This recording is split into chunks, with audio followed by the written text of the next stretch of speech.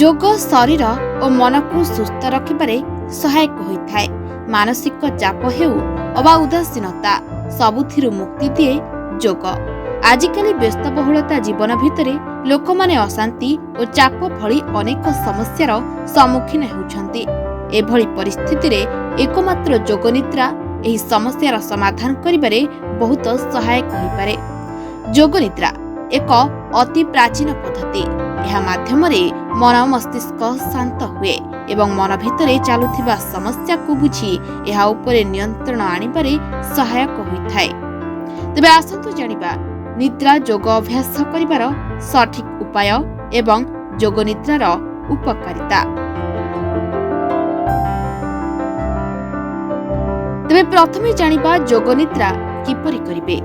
ଯୋଗ ନିଦ୍ରା ଅଭ୍ୟାସ କରିବାକୁ ହେଲେ ଏକ ଖୋଲା ସ୍ଥାନର ଆବଶ୍ୟକତା ରହିଛି। ଯଦି ଆପଣ ବନ୍ଦ କୋଠରୀରେ ଏହା କରନ୍ତି ତେବେ ମନେ ରଖନ୍ତୁ ଯେ କୋଠରୀର କବାଟ ଏବଂ ଝରକା ଖୋଲା ରହିବା ଉଚିତ। ତଳେ ଉପରେ ଜରି ପକାଇ ତା ଉପରେ ଏକ କମ୍ବଳ ପକାନ୍ତୁ। ବର୍ତ୍ତମାନ ଏକ ଢିଲା ପୋଷାକ ପିନ୍ଧନ୍ତୁ ଏବଂ ଶବାସନରେ ଶୋଇଯାଆନ୍ତୁ। ଉଭୟ ପାଦ ପ୍ରାୟ 1 ଫୁଟ ଦୂରରେ ରହିବା ଉଚିତ। ପାପୁଲିକୁ ଅଣ୍ଟାରୁ 6 ଇଞ୍ଚ ଦୂରରେ ରଖି ଆଖି ବନ୍ଦ କରିବା ଉଚିତ। ଶରୀରକୁ ଢିଲା ଛାଡ଼ିଦିଅ। ଶ୍ୱାସ ନିଅନ୍ତୁ ଓ ଛାଡ଼ନ୍ତୁ। ମନେ ରଖନ୍ତୁ ଶରୀରକୁ ଯେପରି ହଲାଇବେ ନାହିଁ। ମନରେ ଚାଲୁଥିବା ଚିନ୍ତାଧାରାକୁ ଶାନ୍ତ କରନ୍ତୁ। ବର୍ତ୍ତମାନ ଆଖି ବନ୍ଦ କରି ଡାହାଣ ପାଦ ଏବଂ ଆଙ୍ଗୁଠି ଆଡ଼କୁ ଧ୍ୟାନ ଦିଅନ୍ତୁ ଏବଂ କିଛି ସମୟ ପାଇଁ ଏଠାରେ ଧ୍ୟାନ ଦିଅନ୍ତୁ। ଏହାପରେ ଡାହାଣ ଆଣ୍ଠୁ ଏବଂ ଜଙ୍ଘ ଉପରେ ଧ୍ୟାନ ଦିଅନ୍ତୁ।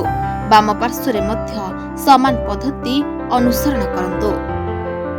ଏହାପରେ ବ୍ୟକ୍ତିଗତ ଅଂଶ ପେଟ, ନାଭି, ଛାତି, ହାତ ଆଙ୍ଗୁଠି ଏବଂ ମୁହଁ ଆଡ଼କୁ ଧ୍ୟାନ ନେଇଯାଆନ୍ତୁ।